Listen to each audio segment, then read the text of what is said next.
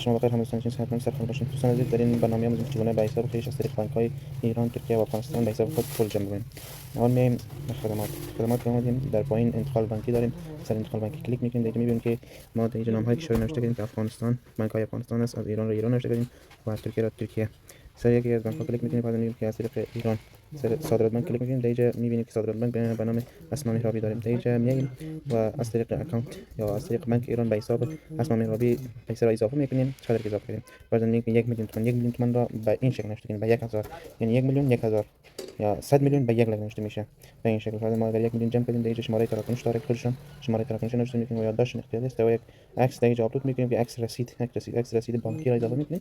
اینجا باز درخواست را میزنیم. بعد از او پول به حساب ما بعد از چک به حساب ما پول اضافه میشه و از طریق صفحه اصلی خانه اینجا از طریق درخواست ها میتونیم که اینجا ببینیم که درخواست ما چگونه شده است.